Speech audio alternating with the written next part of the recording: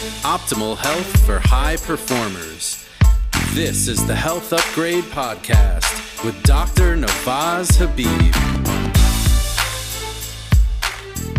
Hello and welcome back to the Health Upgrade Podcast. This is Dr. Habib. I'm here with JP Errico. How are you, JP? I'm doing great. Wonderful. So today's episode is a continuation of our last episode. And during these two, we're speaking with regards to the effects of psychedelics on the body and on the autonomic nervous system.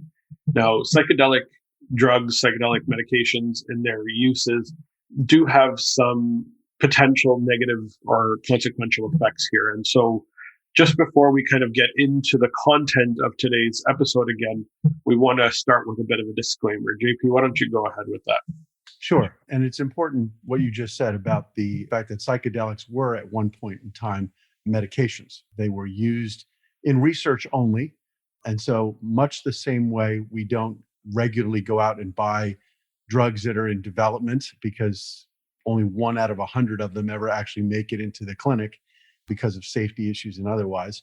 We don't want people taking them. But even beyond that, we had 2 podcasts, sort of a 2-part series on drugs like cocaine, meth, and opioids that are drugs of abuse that are causing all sorts of havoc in our society.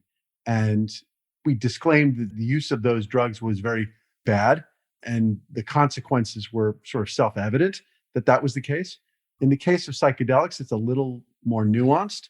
There are benefits associated with psychedelics, and we're big advocates of scientists and researchers researching the right analogs of these compounds for use in the clinic, ultimately, potentially.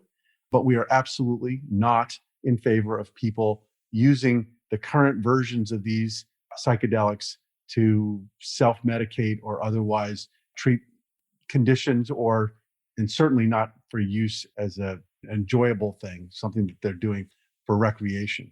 So I just want to lay that out there, that anything that we talk about right now that could be interpreted in a positive way is really only intended to be a positive from the standpoint of this could be very interesting to research and ultimately to find the right compounds that could be used in the clinic, not in any way to suggest that anybody listening to this go out and get a hold of any of these compounds and ingest them or use them otherwise in themselves. Yeah, we're simply just pointing towards the opportunity for positive therapeutic benefit in the right therapeutic evidence and in the right therapeutic environment. And that the use of any of these should be supervised in the right context by the right individuals that know what they're doing. So that's really the key to this. That's our disclaimer for today. There are some positives that can come from this. There also are negatives and consequences. We want to avoid those at all costs. So without further ado, why don't we look back at a couple of the psychedelics and the topics that we spoke on in the last episode. So last episode, we started with mescaline and we ended on psilocybin. Today, we're going to get into LSD and DMT. We'll get into those eventually, but why don't we start with mescaline, how it creates the effect that it does, and then we'll head into the psychedelic of psilocybin after that. Sure. So mescaline and psilocybin, both, as well as LSD and DMT, all function primarily for their psychedelic effects through the 5-HT2A receptor, which is one of the serotonin receptor family members. It is naturally occurring, and there are actually endogenous compounds, and we'll talk about one of them later, that our bodies make in order to bind to that receptor. So as a result, we're not distorting anything that the body doesn't already have or introducing something that the body doesn't already need at some level to be activated. Mescaline is a compound that is cactus and multiple different forms of it, psilocybin. Mescaline is a little different from psilocybin. It's derived from the amino acid phenylalanine, which is a precursor to tyrosine. And it has the ability to bind, again, to the 5-HT2A receptor. And it has this hallucinogenic effect because it's activating certain areas of the prefrontal cortex and suppressing areas of connectivity. And we spent a little time, and it's worth maybe revisiting, the differences between sort of natural creativity, pathogenic, schizophrenic hallucinations, and then hallucinations that are drug-induced. But in all cases, it appears that there is a level of activity in an area of the brain in the prefrontal cortex that acts as sort of the creative area. That's called the default mode network. And that it is in constant communication back and forth with what we sort of refer to as the critic, if you will. And that's your central executive function area. And those two bounce back and forth, sort of competing with one another to come up with ideas and then making certain that they're good ideas. And when that connectivity breaks down and you activate that default mode network more strongly than it otherwise is naturally, you get hallucinations because the default mode network is the creative side. It's creating all sorts of different perceptions and ideas and things like that.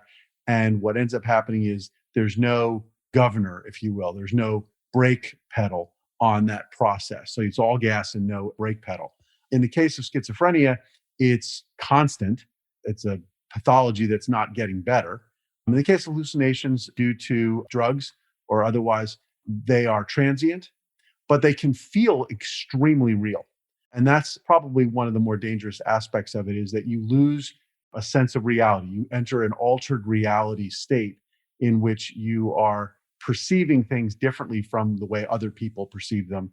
And as a result, you can believe what's happening around you that you're seeing when it's not in fact real. So mescaline it binds to this 5-HT2A receptor, but it also binds actually even more strongly to the 5-HT2C receptor.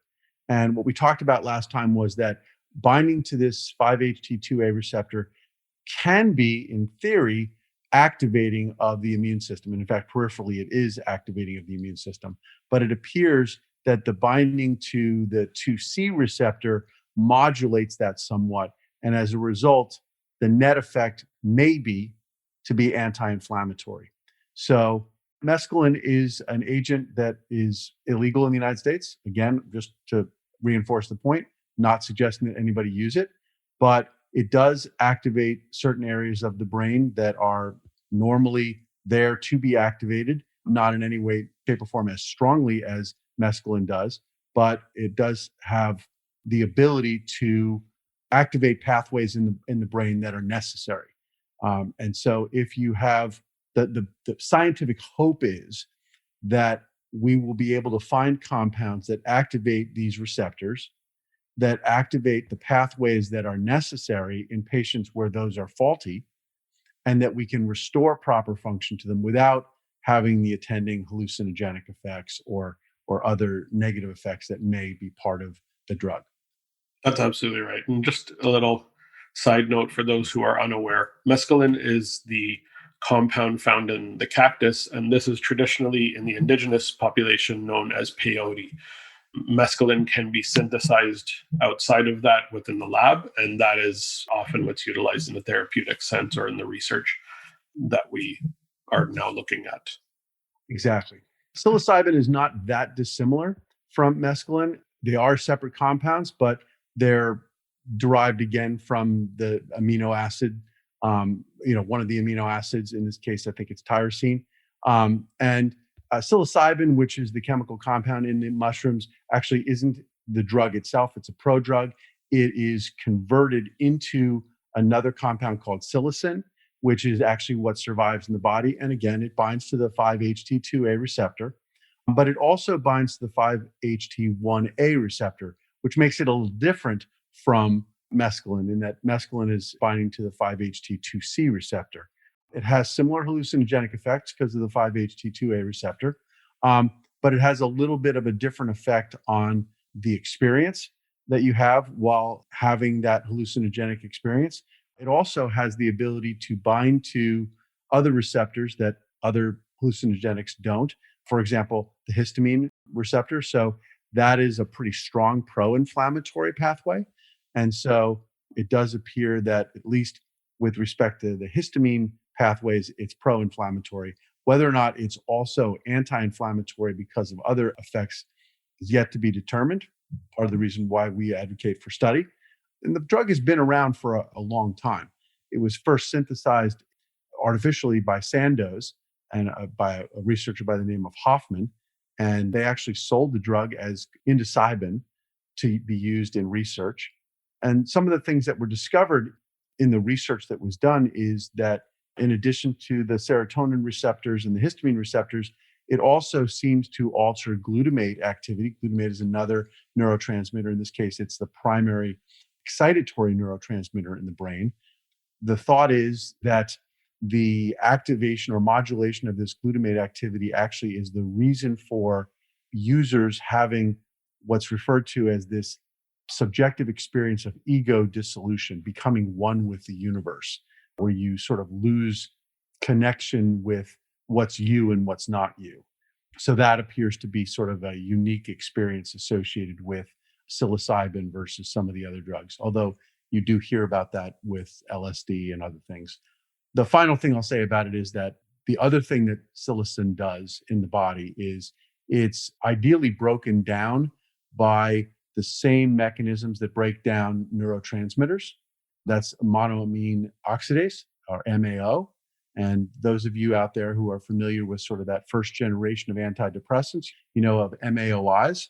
So inhibition of MAO has the ability to extend the period of time in which neurotransmitters are present in the synaptic cleft and available for having their neurotransmitter effects. This drug, because it requires MAO to break it down, it then therefore extends the life of some neurotransmitters in that synaptic cleft. And things like alcohol and tobacco that also use MAO can have similar effects of extending the high or the trip that you go on with psilocin. Absolutely. A little bit of background on those two drugs, and we're going to be hitting some of these with LSD and DMT. The final thing about hallucinogenic drugs that we talked about was that they really do seem to have the ability to upregulate not just neuronal activity, but neurogenesis. So you're actually in certain areas of the brain actually producing new neurons at a higher rate than you otherwise would, because there are areas of the brain where the continuing production of new neurons is normal, like in the hippocampus.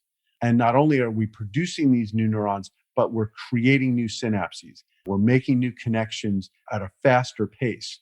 Again, it doesn't last very long. And with repeated use, it takes more and more of the drug to have that same effect. But it has this restorative benefit in the case where a person may have a pathology that has broken down their ability to produce new synapses or breaking down their ability to produce new neurons. So it has clinical potential to be used in situations, for example, in schizophrenia, where part of the problem is a breakdown of the number of synapses and the connections in the brain. So if you can restore that, it may have benefit. That's exactly right. And this is where therapeutically, these drugs have the potential to have a really positive effect in the cases where people have those particular conditions that don't allow for neurogenesis or don't allow for microglial function to allow for the new connections to be built, where the disconnection between the default mode network and the central kind of the brakes to that network are turned off. And so we want to create that or rebuild that connection where the creative and the logical can work together in harmony and not have one overriding the other.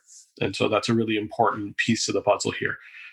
I think this is a great time to dig into the other two options that we have here that we're going to talk about. The first one being LSD. So why don't we dig into that one as well? Sure. And so with respect to mescaline and psilocybin, both of them are derived from plants, a cactus or a mushroom. We think of LSD as sort of entirely synthesized in the lab, but it actually isn't true that that's the case. It is derived, it's an analog of a chemical that comes out of ergots. Ergots are a form of fungus that has been used for literally hundreds of years for the treatment of a variety of different conditions. Certain ergotamines, which are in the ergots, they're amines, compounds that are found in this fungus, have been used for treating headaches that are very, very strong vasoconstrictors. It's actually been used to treat hemorrhage because of that effect as well. But a Swiss chemist, this guy Hoffman from Sandoz, we just talked about him before. He was the one who isolated indocybin from psilocybin. He's the one at Sandoz who synthesized LSD. It was the 25th derivative of ergotamines, extracts from ergotamine, the ergots that he identified. And so that's why it's often referred to as lysergic acid diethylamide number 25, because that's the one that he tried. And back in the 1940s and 1950s when he was working, crazy to say this, but not uncommon for organic chemists to actually taste what they synthesized.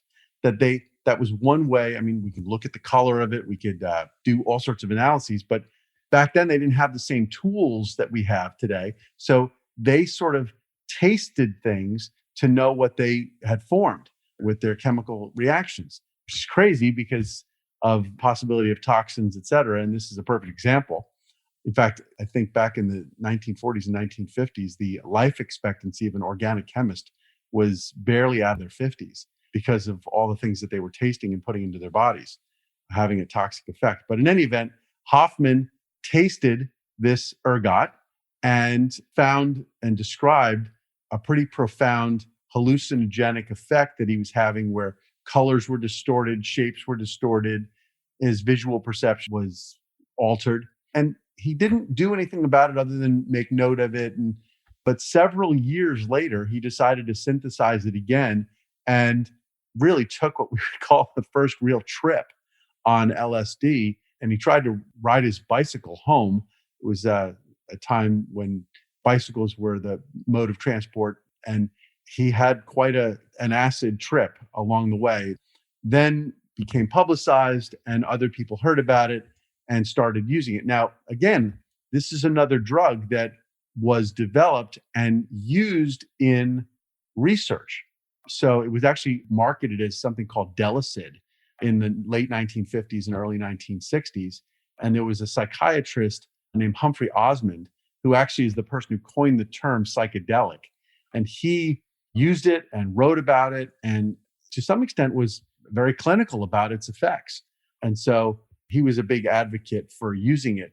Even before it was banned, it was only one of a series of different compounds of a similar design that were developed, and we'll call them lysergic compounds. And one of them that ultimately did become a drug used to treat headaches is methosergide. Methosergide was developed, it's also called Deseril or Sansert. I think in Canada it's called Sansert. But it was used to treat headaches because of, again, the benefits of ergots in general in the treatment of headaches. Ergotamines were used to treat headaches and are still actually used in the hospital. They have to be delivered intravenously to treat severe headaches. So those are some of the little tidbits historically about it. The military, LSD gets a bit of a bad rap because of some of the human testing that was done in the military and with the CIA. People talked about mind control, but I think that's probably a little bit of a science fiction-y kind of thinking, because it probably had exactly the opposite effect. In fact, there's some videos that you can see online that were actually made by the military showing what the effects were of it on troops, volunteers. And you could definitely just observe that the troops were no longer functioning in a way that would suggest mind control. It was more lack of control. It was probably more tested to see if it could be a non-lethal disabling agent, a temporary way to disable a crowd or a group of troops, but it ultimately was never actually used that way. Kind of crazy to think that something as difficult to kind of wrap your head around as LSD could have been used in that way. Really interesting from like a military mind control, quote unquote, kind of thought process there. It's really interesting. Even the idea of organic chemists tasting their whatever they've kind of created in the lab is in itself at this point in time considered absolutely taboo and entirely out of the realm of possibility for what we would do today. So just really interesting to hear these little tidbits with regards to things like psychedelics and LSD. Yeah, I'm sure it was probably even more tragic. Every once in a while, you probably hear about one of your colleagues that tasted something that was highly toxic and dropped dead. Just don't understand why that would be certainly would be a motivation for me to come up with other ways of figuring out what it was that I had synthesized. Yeah, no question. The one thing I will say is LSD, very early on, it was recognized the potent effects on headaches, which is ultimately the reason why methotrexate was developed. There were other compounds that were developed in the military, and I know of one of those compounds that apparently also had very strong anti-migraine benefits that was being developed up in Massachusetts at McLean Hospital, which is, I guess, part of the MGH Harvard network. But that was 15 years ago. I don't know if it ever made it out of the clinic, but it was certainly something that had potential promise and just demonstrates the extent to which continuing research in these areas is valuable. On the flip side, out in Oregon, one of the states in the United States that tends to be on the fringe of these things, actually passed a law in 2020 making possession of small amounts of LSD legal. Obviously, the federal government is still very much opposed to that. So I certainly wouldn't suggest anybody in Oregon taking advantage of that legal loophole that the population of Oregon seemed to pass. But it's part of that same feeling that we should be investigating and exploring these compounds because their effects. LSD, like psilocybin and mescaline, is an agonist of the 5-HT receptor, which means it binds to it. It's also a pretty strong agonist of the 5-HT1A receptor. There's research out there from the 1950s and 60s showing its antidepressant and anxiolytic effects, treating anxiety conditions. And it really has a very similar effect to other classes of antidepressants. We talked about the MAOIs, but in this case, it's more like the SSRIs, the selective serotonin reuptake inhibitor medications that are sold, and billions of dollars of those are sold every year.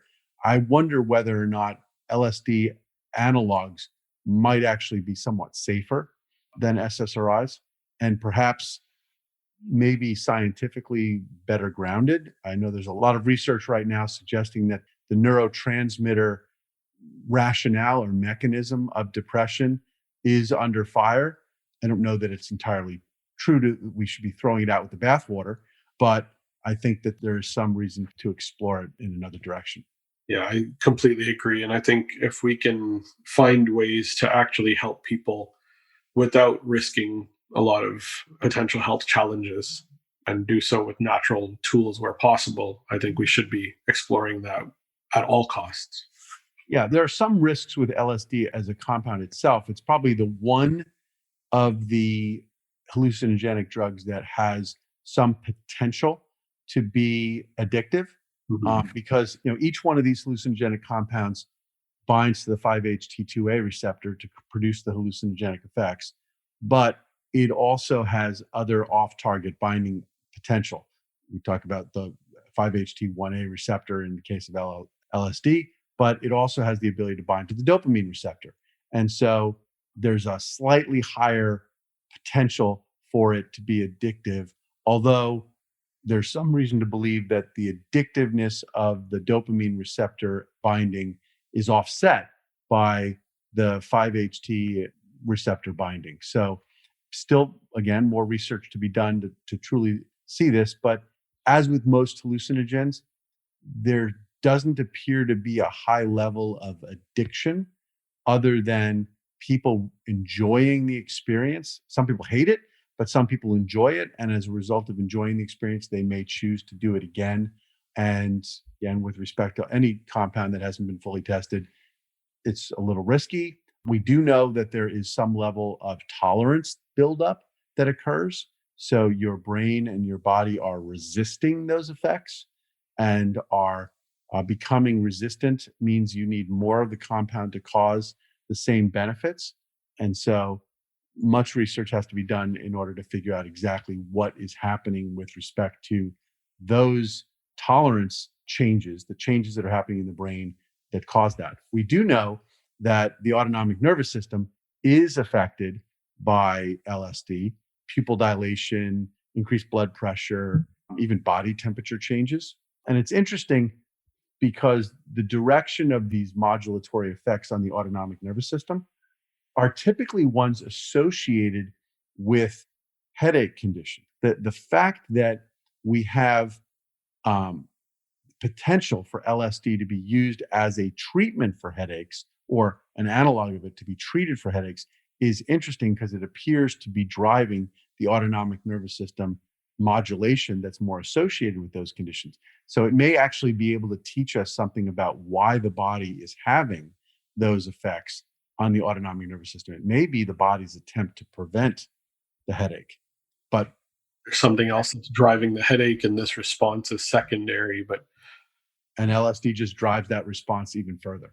but very interesting to hear that. I'd love to see more research being done in that particular area to figure out Absolutely. exactly what's causing the headache in the first place. Absolutely. Now, again, anything that modulates the autonomic nervous system has an effect on the inflammatory, the immune system. And so LSD does appear to have an anti-inflammatory effect, even though it does appear to have reasons why it would be driving a pro-inflammatory posture. It does increase circulating cortisol levels and other things in the bloodstream like prolactin and oxytocin and epinephrine that are modulatory of the immune system. And so there's still a lot of work to be done to determine how does this compound and its analogs affect the immune system. This really does kind of focus on how we're triggering the autonomic functions. Do we have any info on what LSD does with regards to hormones potentially, or particular hormones being activated? Beyond the sort of natural cortisol effects, not a lot of additional information beyond claims being made that it's anti-inflammatory. The oxytocin one is really interesting. In the 1960s, the counterculture revolution and the hippie movement, one of their big concepts beyond peace was love. And oxytocin is the love hormone that happens in your brain. Chocolate has the effect of releasing oxytocin, which is the reason why men give chocolate to women at holidays. That's very traditional. Probably can go the other way as well. I'm sure men have a similar effect in their brains with chocolate. And so probably be more effective going the other way. In any event, oxytocin is something that LSD releases, and that whole peace and love movement of the hippies, which nothing wrong with those sentiments, but certainly was in part associated with the use of LSD, and it led to LSD being and other hallucinogens being banned in the United States and around the world. And so in the long run, I think it set science back that people were overusing these or using them for recreational purposes. I'd love to get past what happened in the 1960s and 70s and move into the 2020s and beyond, and maybe bring these compounds back to be studied. It is quite sad to think that we almost lost out on about 30, 40 years worth of really good research on these tools because of how it was kind of utilized and the media approach to how these things kind of went down. So yeah, I'll say that in 1985, I think it might have even been later than that, the United States government, which was involved in this research and knew about the benefits, knew about its effects, released a report basically saying that it had none of these effects. It discounted and tried to disprove all of the research that had been going on in the late 50s through the 1960s, demonstrating potential therapeutic benefits in real conditions like depression, anxiety, migraines, and other things. And they discounted it. And I think it put a chill to the extent that anybody would have wanted to use the drug for research. It put a real chill on the field. And that really didn't come back around until I think 2009 was really the first time that a study was done in like 30 years on a hallucinogenic compound for potential use. So kudos to the researchers who decided to fight through whatever red tape they had to get to the point where they starting to study it again. I want to say that it was the Mayo Clinic or Harvard or something like that. I have to go back and look at the research, but it was somebody with a lot of clout in terms of research ability and strength that took that on. So kudos to them for doing it. Absolutely. I will say there was some background research that was going on for quite a while in the 90s and early 2000s, and that was the MAPS study, the Multidisciplinary Association for Psychedelic Studies. But it was very much in the background until very recently. And that's been a leading driver in understanding how these tools can be utilized in a very positive therapeutic way. But they're driving the research back into the forefront and bringing that up to people that need to hear it. And I'm kind of glad that it is happening now. Yeah, there's no question the MAPS research was going on in the background. I think maybe it was just bad press, et cetera, but it was generally discounted as advocates for drug use and things like that. There were clearly very, very reputable researchers who were involved in that. They're probably the reason why they ultimately got that work in 2009 accomplished at a high enough institution of high enough reputation that it sort of reignited this field. We're excited to see what they're going to do.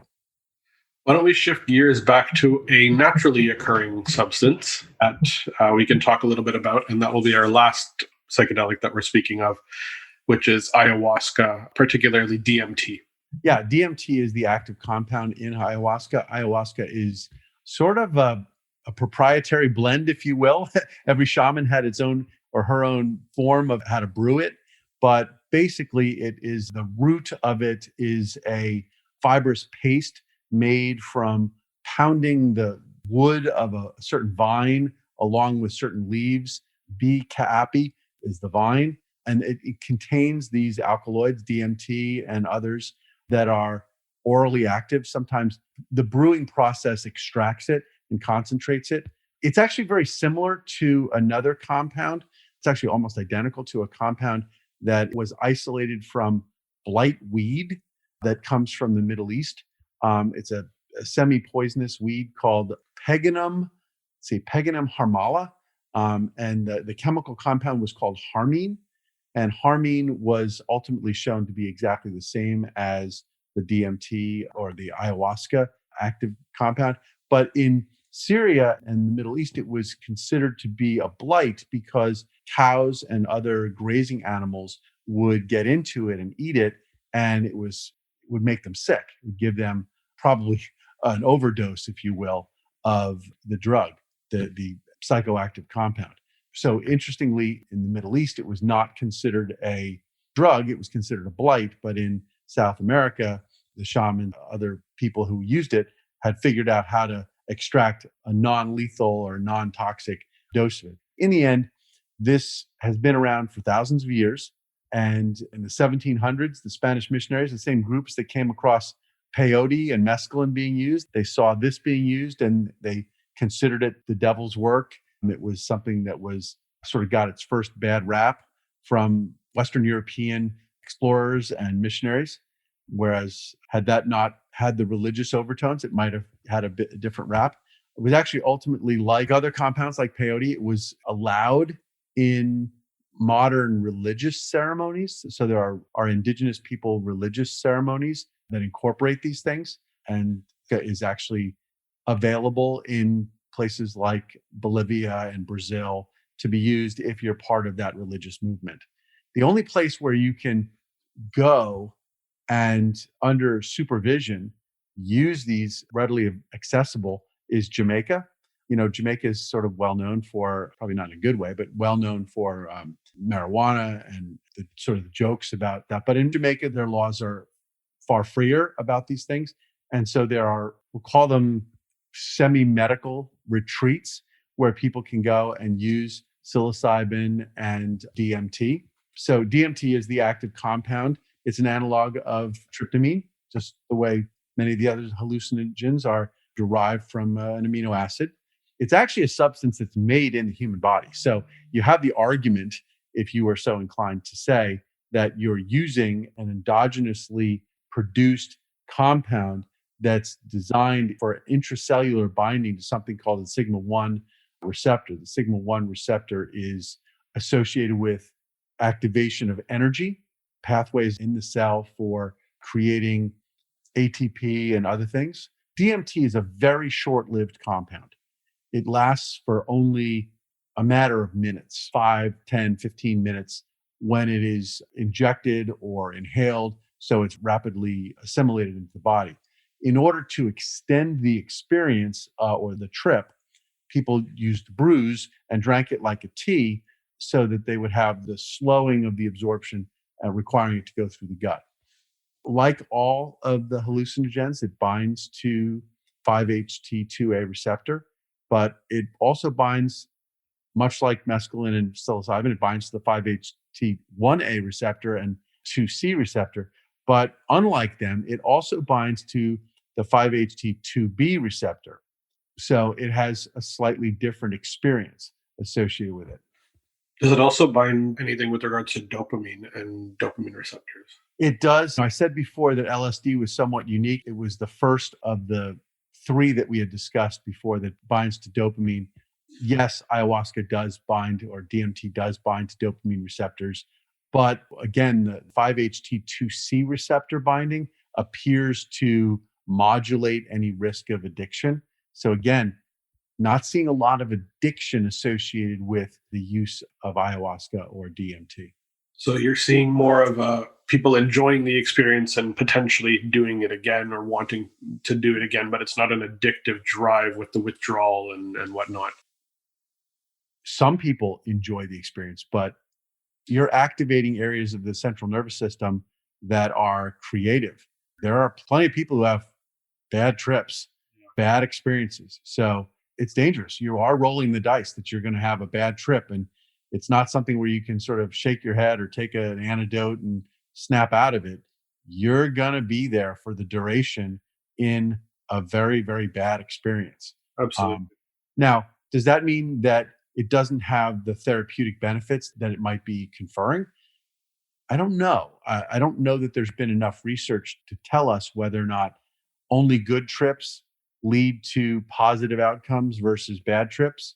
But I think that just goes to show there needs to be more research. And there have been, as recently as this year, there was a case study reported about the use of DMT, inhaled DMT in this case, so it would be a short-term effect, on the effects of, on the parasympathetic nervous system, on the autonomic nervous system, and the increase in heart rate variability. Now, you and I have talked a lot about the importance of heart rate variability.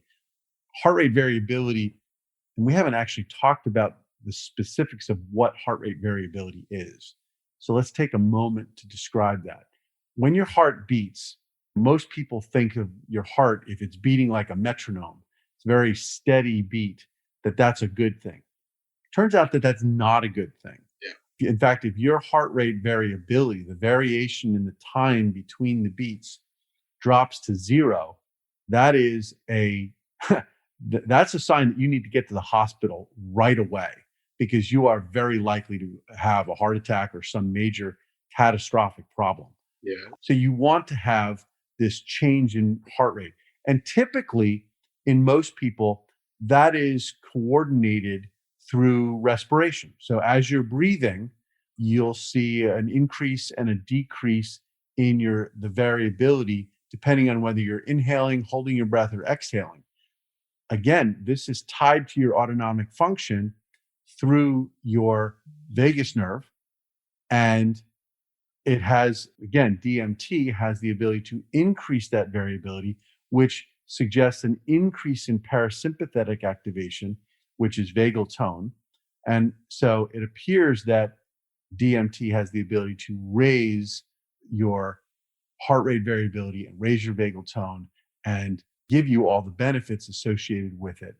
Again, that tends to be, as we've discussed before, a very strong anti-inflammatory effect. And yet there needs to be work to see whether or not DMT has that effect in vivo.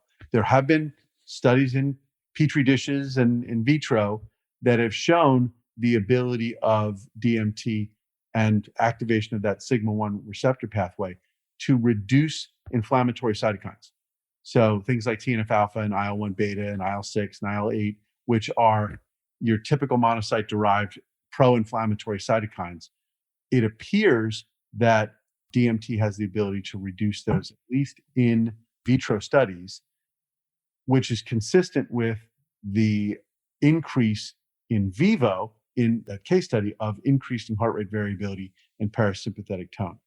So still lots of work to be done. Probably should be starting in rats and not even going into humans right away, but very interesting inflammatory or anti-inflammatory effects and positive effects on the autoimmune system.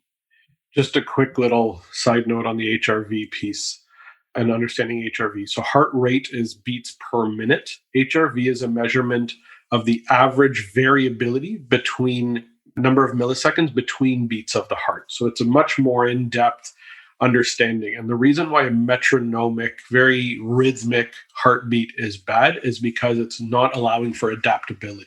It's not allowing for resilience to stressors. So stressors are going to drive HRV down. It's going to drive it into a very sympathetic response, which is a very metronomic type of rhythmic beat, where the parasympathetics, which will push in, so the heart has sympathetic input and parasympathetic input, and there needs to be kind of a balance, but the sympathetics tend to fire really quickly and the parasympathetics fire really slowly. And that's what creates variability between the time of beats in the heart. So the greater the variability, the more adaptability, the more resilient your heart is to adapting to stressors. Lower HRV is a sign of dysfunction and inability to adapt, where high heart rate variability is a sign of adaptability, resilience, and the ability to manage stressors. We're going to do at some point a very good, strong, deep dive into understanding HRV. So look out for that episode if you're really interested. We will get into that because I think that's an important one. And with all these tools and things coming out, like the Oura Ring and the Whoop Band and Apple Watch being able to identify these things, we really want people to understand what HRV means and how we can utilize it really effectively. So these are just really important tools for us to look into, but just a quick little side note there. We don't want a metronome. We want adaptability. We want some changes to be able to occur. The way I think about it is you've got a gas pedal and a brake pedal in a car. If you're cruising down the road at 60 miles an hour and you've got your foot on neither, you have the freedom to speed up or slow down, depending on what's necessary. You have the flexibility. If all you've done is stomp on the brake or stomp on the gas, you've limited your ability to control things and be flexible. And that's what your sympathetic nervous system does. In fact, I was just speaking with a woman who is involved in the polyvagal theory of Stephen Porges. And that theory suggests that there's really three different modes. There's dorsal vagal, ventral vagal, et cetera. So polyvagal theory says that if you have sympathetic drive, the first way in which that can manifest itself is in panic, that fight or flight mode. But that at some level, that's sort of stomping on the gas. If you can also have a stomping on the brake effect where people freeze. We don't spend a lot of time talking about that here, and I think we probably need to begin doing that, is that there are really two different modes of sympathetic overdrive. And we've talked about the fact that parasympathetic drive is sort of bringing you back to that center. It's getting you back to that coasting. You're in rest and digest. You're just sort of moving happily and freely through your life. Whereas sympathetic activation sort of pushes you away from that. Yeah. You diverge away from it. But diverging suggests you're going in two different directions. One direction is fight or flight. And we always talk about fight or flight. But the more reptilian mode is to freeze. Yes. And so sort of the freezing in terror, which is actually a sympathetic activation. And it's just a different form of sympathetic overdrive. So if you see people who are at work and they're totally stressed and they can't do anything, they're not racing around panicked like a chicken with their head cut off. They're actually just frozen. They can't do anything. You see that sort of ashen look. There's no facial expression. They're just sort of almost catatonic. That is sympathetic overdrive. And so just riffing off what we were talking about, heart rate variability in situations either with freezing or with fight or flight mode, you're going to have high level of sympathetic activity and low levels of heart rate variability because everything is in sort of overdrive, right. Either stomping on the brakes or stomping on the gas. And it seems that DMT in the short term is able to hyperactivate that parasympathetic response, turn on the HRV, at least in a case study. And so has there been anything with regards to the effect on inflammatory effects or inflammatory cytokines? There have. We talked a little bit just before about the fact that in vitro studies show the reduction of the main pro-inflammatory cytokines like TNF-alpha and IL-1 and IL-6. There's an upregulation of IL-10, which is an anti-inflammatory cytokine. So there really does appear to be this effect. There also are effects on ion channels like calcium and potassium channels that seem to become less effective and function properly during old age. And so, like, for example, in Alzheimer's disease, you see a reduction in that sigma 1 receptor pathway that's associated with these ion channels. And to the extent that DMT binds to to sigma 1 receptors and enhances that, it's possible that DMT might be a treatment for conditions like Alzheimer's, where the reason for the pathology is a loss of sigma 1 activity. So again, just to describe what I'm talking about here a little bit further, sigma 1 receptors are naturally occurring receptors in your body. When you have the need to have something bind to it, the body makes DMT. DMT is used in that setting to activate the sigma 1 receptor pathway. It alters calcium and potassium channels in a way that promotes proper function, healthy function. In patients where that appears to be a pathway that's dysfunctioning, it may be possible to identify the reason why it's dysfunctioning. And if it's a failure to provide DMT naturally, then the external supply of DMT that can be found in ayahuasca and other similar brews may in fact have a clinical benefit. But as with all things, if you're doing something to augment a dysfunction in the body, that's fine. But if you have a healthy body and you're driving that too much, it can lead to a problem. The idea of microdosing might actually be something that is worth trying. There's nothing out there right now to treat Alzheimer's. I'm certain that if I were to be diagnosed with mild cognitive impairment, you lose yourself. Literally, it's a slow, progressive loss of self. To preserve myself, I'm not certain that I wouldn't try it, but I'm really hoping that the scientific research would be promoted and that we'd have the opportunity to perfect those medications and really perfect these pathways before we get to the point where something like that affects me or my loved ones.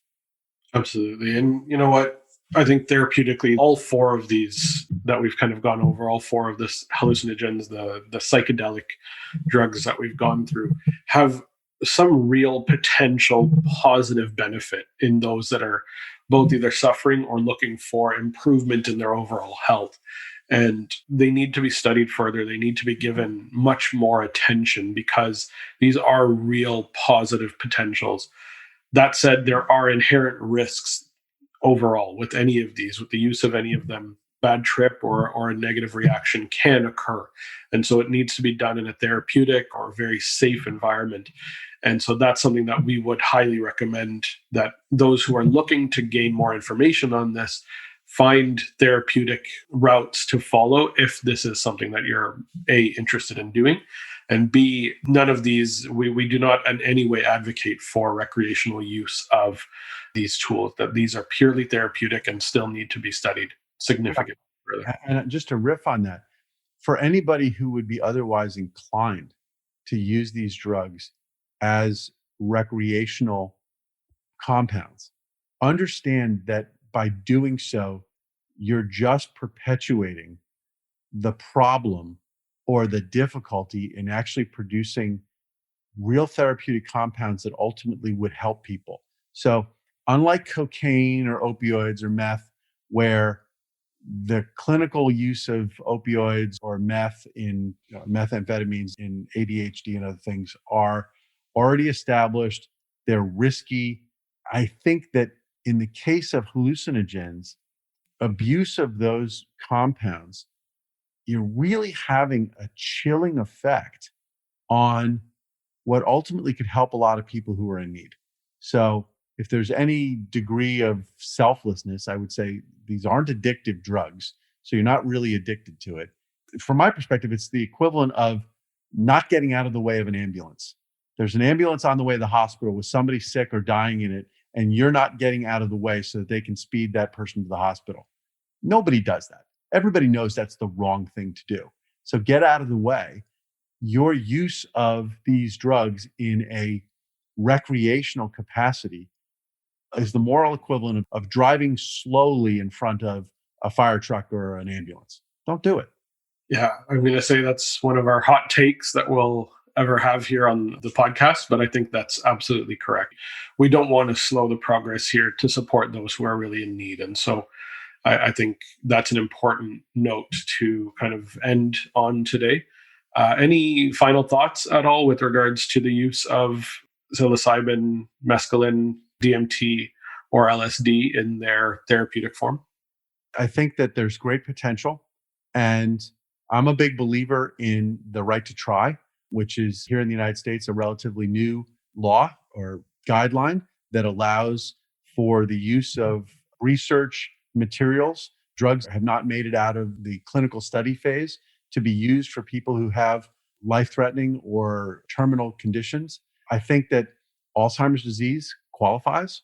I think that there's other neurodegenerative conditions that qualify, and at least to my mind that they qualify. I would say that for those people who are facing degenerative conditions, to the extent that you're interested and willing, find clinical studies that make sense to you and try them. And among them, I would consider using and volunteering to participate in clinical studies for hallucinogenic drugs or analogs of them, because I think there's great potential. I can't say they're going to work, but I think there's great potential. And I think that the outcome of that research will ultimately produce viable and very, very useful drug candidates. Absolutely. I think that's a wonderful way to end today's episode. So thank you so much for joining, JP, for sharing your knowledge again. And for those who are listening, I hope you enjoyed this episode. You gained some positive information out of it and that there's something to take home. And so please share this with anyone who needs to hear this information. And we look forward to seeing you on the next episode of the Health Upgrade Podcast.